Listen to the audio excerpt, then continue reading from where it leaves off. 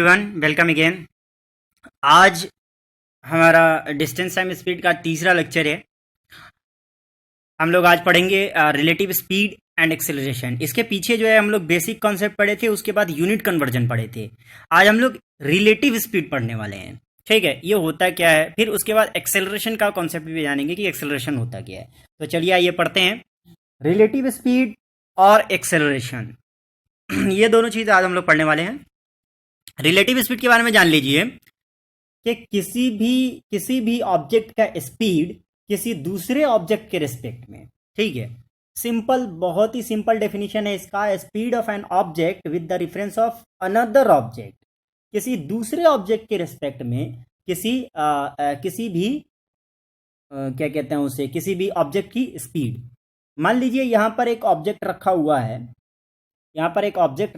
कोई भी ऑब्जेक्ट है, एक्स वाई जेड कोई भी ऑब्जेक्ट है, और किसी दूसरे ऑब्जेक्ट के रिस्पेक्ट में अगर वाई के ऑब्जेक्ट में देखते हैं, ये एक्स ऑब्जेक्ट है, इसको वाई ऑब्जेक्ट के रिस्पेक्ट में देखते हैं और दोनों ही रखे हुए हैं, तो दोनों ही नहीं चल रहे हैं। इसका मतलब ये है कि दोनों ही स्टैटिक कंडीशन में है।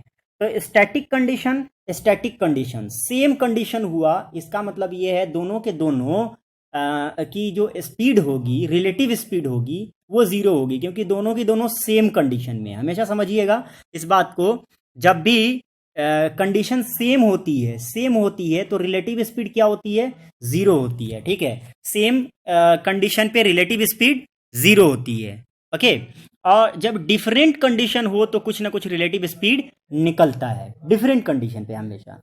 जैसे एक यहाँ पर मैंने एक बनाया कि ये मान लीजिए आपकी कार है और ये कार इधर जा रही है, एक बच्चा यहाँ खड़ा है। तो ध्यान से देखिए, बच्चा खड़ा है, स्टैटिक कंडीशन में है, और कार जो है वो जा रही है, मूव कर रही है।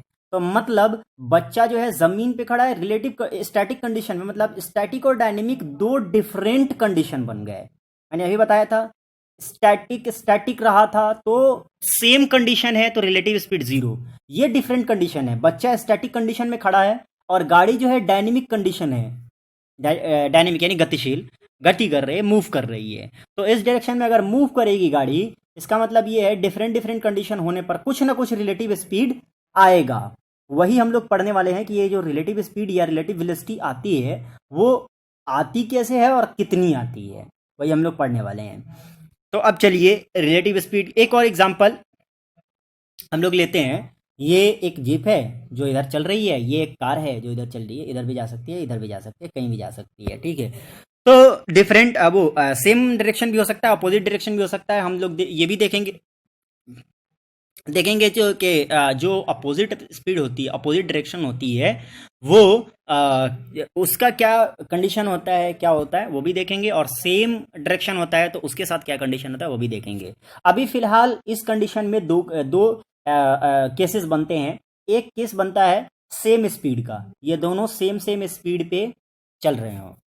चलिए हम इसको और एक बना देते हैं। एक कंडीशन है कि ये रुकी हुई हो, अगर रुकी हुई है, चल नहीं रही है, तो ये भी जीरो पे होगी, ये भी जीरो पे होगी। तो मतलब ये स्टैटिक, सेम कंडीशन तो रिलेटिव स्पीड जीरो, बात खत्म। सेम कंडीशन पे रिलेटिव स्पीड जीरो होगी। तो सेम कंडीशन है, अगर रुकी हुई है, ये भी रुकी हुई है, ये भी, तो रिलेटिव स्पीड जीरो। अब चल रही है तो भी दो कंडीशन बनेंगे, चलते हुए में भी दो कंडीशन बनेंगे। एक तो सेम स्पीड पर, इसकी भी स्पीड मान लीजिए 10 किलोमीटर पर आवर, इसकी भी स्पीड मान लीजिए 10 किलोमीटर पर आवर, अभी चल रहे हैं, शुरुआत में चल रहे हैं। तो इस गाड़ी में, इस जीप में बैठे हुए और इस कार में बैठे हुए, जब जीप में बैठा वाला कार को देखेगा तो ऐसा इसको लगेगा कि यार कार तो खड़ी है, और कार में बैठा वाला जब जीप को देखेगा तो ऐसा इसको लगेगा कि यार जीप तो खड़ी है। इसको ऐसा समझिए, जब हम लोग ट्रेन में सफ़र करते हैं तो इनिशियल कंडीशन पे जब दो ट्रेन एक साथ, आपके बगल वाली ट्रेन जब आपके ट्रेन के साथ स्टार्ट होती है जिसमें आप बैठे होते हैं, तो दोनों ट्रेन जब चल रही होती है, सेम डायरेक्शन में जब चल रही होती है, तो आप अगर उस ट्रेन की तरफ देख रहे होते हैं तो आपको लगता ही नहीं है कि मेरी ट्रेन चल रही है कि उसकी ट्रेन चल रही है, किसकी ट्रेन चल रही है। आपको फील होता है मेरी ट्रेन चल रही है, फिर आप बगल में देखते हैं तो ऐसा लगता है कि खड़ी हुई है। तो लगता ही नहीं है कि कौन सी वो ट्रेन चल रही है कि खड़ी है, समझ में ही नहीं आता है ट्रेन चल रही है खड़ी है।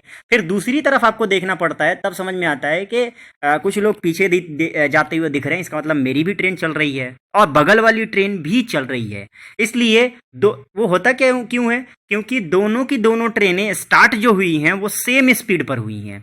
उसी तरीके से अगर जीप और कार दोनों 10 किलोमीटर की स्पीड 10 किलोमीटर पर आवर की स्पीड पे चल रहे हैं, तो इसमें बैठे हुए पैसेंजर जब एक दूसरे को देखेंगे तो वो स्टैटिक कंडीशन हो, इनको इनको लगेगा ये भी, इनको लगेगा ये रुकी हुई, इनको लगेगा ये रुकी हुई है, ठीक है, जबकि दोनों चल रहे होंगे।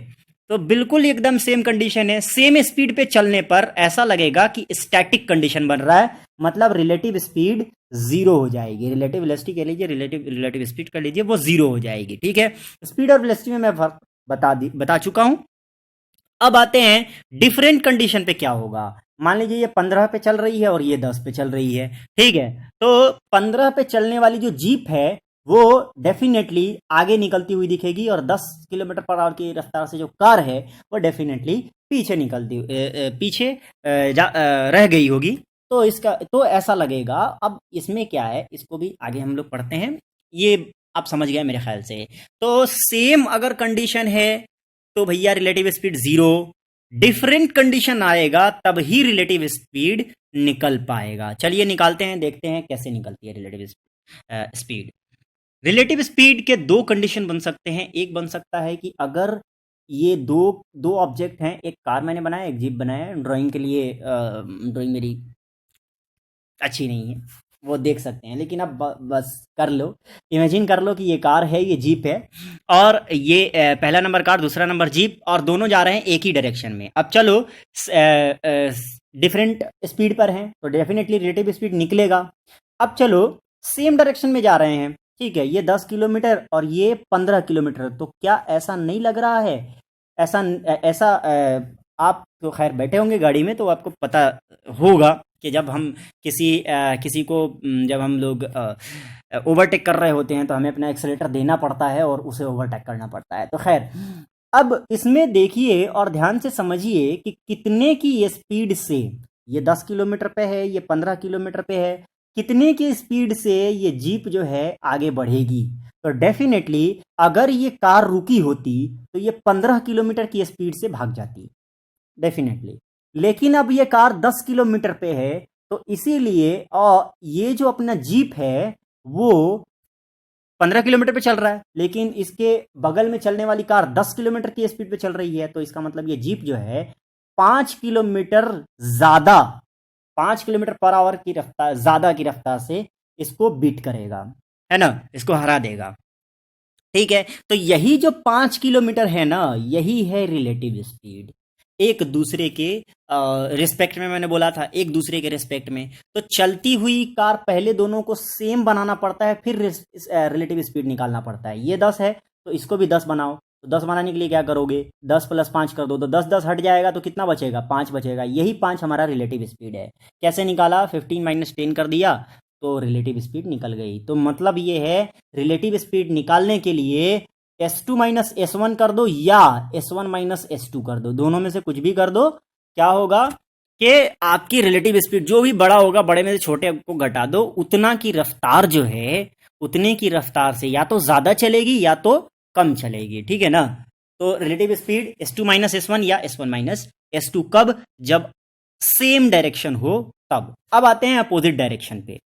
अपोजिट डायरेक्शन की अगर बात करते हैं तो अपोजिट डायरेक्शन में दो कंडीशन हो सकते हैं, या तो दोनों गाड़ियां एक दूसरे के करीब आए या तो दोनों गाड़ियां एक दूसरे से दूर जाएं। दो कंडीशन हो सकता है, और दोनों कंडीशन में ध्यान दीजिए। अब इसको समझने के लिए हम क्या करते हैं, हम मान लेते हैं ये वाली गाड़ी स्टैटिक में है, रुकी हुई है, तो ये वाली जो गाड़ी है वो 10 किलोमीटर की रफ्तार से, 2 नंबर गाड़ी यानी कार जो है वो 10 किलोमीटर की रफ्तार से जीप की तरफ भागेगी, है ना।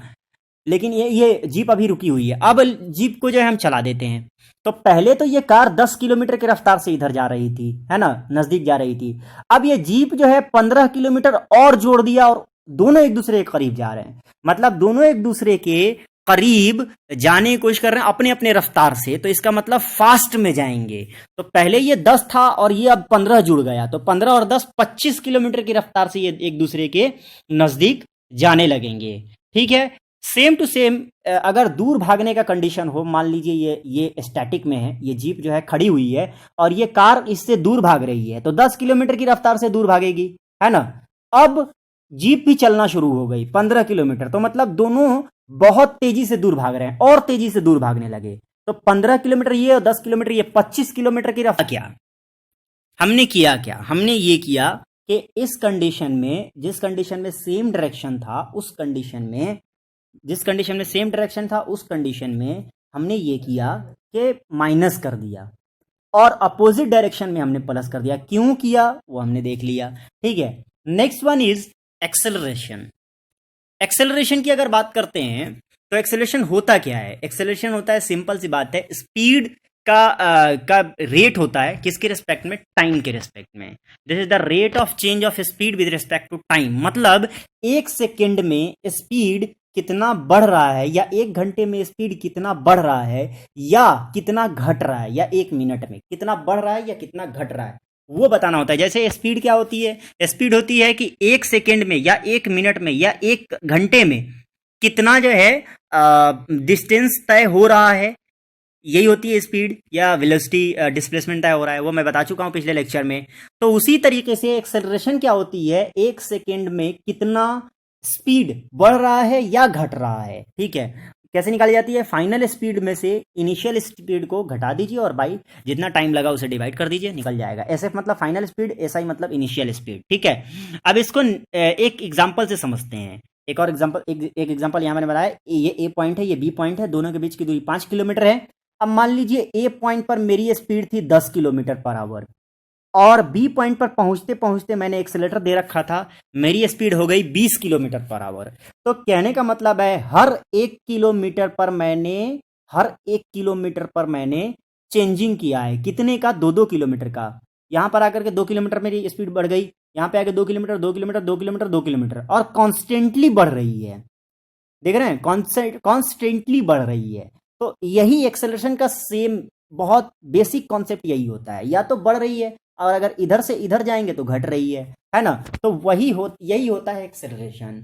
हर एक सेकंड पे, हर एक यूनिट टाइम पे कितना स्पीड बढ़ रही है या कितना स्पीड घट रहा है, ये यही होता है अपना एक्सेलरेशन, ओके। यूनिट की बात करते हैं तो यूनिट में हम लोग देखते हैं तो एक्सेलरेशन का फॉर्मूला क्या होता है? स्पीड, रिलेटिव स्पीड या स्पीड जो भी कह लीजिए आप, स्पीड अपॉन टाइम। तो स्पीड का जो यूनिट होता है मीटर पर सेकेंड या किलोमीटर पर आवर, ठीक है। और टाइम का जो यूनिट होता है वो सेकेंड होता है। तो ये सेकेंड इस सेकेंड के साथ चला जाएगा, सेकेंड सेकेंड सेकेंड स्क्वायर हो जाएगा। मीटर पर सेकेंड स्क्वायर इज द ऐसा यूनिट ऑफ एक्सेलरेशन, ओके। अब आते हैं, ये था हमारा लेक्चर। अब आते हैं बोनस जुगाड़ पे। आज का बोनस जुगाड़ जो है वो है अपने पास, कल हम लोग जोड़ना सीखे थे कि किसी डिजिट को जो है थोड़ा आसान तरीके से कैसे जोड़ते हैं। आज हम लोग घटाना सीखेंगे, माइनस कैसे करते हैं। तो मान लीजिए हमारे पास एक ऐसा नंबर है जो जिसमें 1 पर जीरोज हैं। 1000 भी हो सकता है, 10,000 भी हो सकता है, और 1,00,000 भी हो सकता है, मिलियन बिलियन कुछ भी हो सकता है। बस यहाँ पे 1 हो, 100 हो, 1000 हो, 10 हो, कुछ भी हो। तो हम इसको आसानी से कर सकते हैं। कैसे? इसका कॉन्सेप्ट समझिए। इसका कॉन्सेप्ट ये है कि हम लोग क्या करते थे, बचपन वाला तरीका अगर हम लोग देखें तो हम लोग क्या करते, इस एक में से एक जो है कैरी कर लेते थे, हासिल ले लेते थे, फिर इसमें दे देते, फिर इसमें ले लेते थे। ये 9 बचता, ये 9 बचता, और ये एक वाला 0 बच जाता, और ये लास्ट वाला 10 हो जाता। इसका मतलब ये है कि लास्ट वाला जो है ना हमेशा 10 होगा, ठीक है। तो मतलब ये जो लास्ट वाला डिजिट है वो 10 से माइनस होगा और बाकी सारे 9 से माइनस होंगे। तो हमें वही करना है। किसी भी डिजिट में, कोई भी डिजिट हो, उस डिजिट को अगर कह रहा है कि 1000 से माइनस कीजिए या 10,000 से माइनस कीजिए, ऐसे नंबर से माइनस कीजिए जो कि जिसपे कि एक पे 0 हो, जिसमें एक पे बहुत सारे जीरोज हो, ठीक है। तो उसमें क्या करना है, लास्ट वाले नंबर को 10 से माइनस कर दो, बाकी सारे नंबर को 9 से माइनस कर दो। 9 से 6 हटा दो, घटा दो 3, 9 से 5 घटा दो, ये वाला 5 तो 4, और 10 से 4 घटा दो तो 6, और लिख दो 3 4 6 आंसर, बात खत्म। इसी तरीके से हम अगर करना चाहें तो ये वाला पूरा करने से हम लोग बच जाएंगे, ये पूरा ड्रामेटिकली तरीके से पूरा लिखने से बच जाएंगे। मान लो ये लिखा हुआ है 5 4 7, ठीक है, ऐसे लिखा हुआ है। अपने को करना क्या है, कुछ नहीं, इसको 9 में से हटाओ 4 हो गया, इसमें 9 में 4 हटाओ 5 हो गया, 10 में 7 घटाओ 3 हो गया, ये हो गया हमारा। माइंड से हम कैलकुलेट कर सकते हैं, इस तरह से नहीं करना पड़ेगा। 100 में से 500 गया, फिर 47 को घटाया, ऐसे ऐसे करने से बच जाएंगे। थोड़ा शॉर्ट तरीके से, थोड़ा सा शॉर्टकट में हमारा आंसर हो जाएगा, निकल जाएगा। Hope you got all the concept, सारी चीज़ें समझ में आई होंगी। सारी समझ में आई हो तो लाइक कमेंट शेयर सब्सक्राइब ज़रूर करना। कुछ नहीं समझ में आया हो तो यहाँ लिख के भेजना, या कमेंट में जो है कमेंट सेक्शन खुला हुआ है, वहाँ जाके। और डेफिनेटली अगर पसंद आए तो ही बताना, नहीं पसंद आए तो ही बताना। और अगर पीडीएफ लेक्चर डाउनलोड करना हो तो लिंक जो है वो डिस्क्रिप्शन में दिया हुआ है, वहाँ से जा करके पीडीएफ लिंक डाउनलोड कर लेना। Thank you.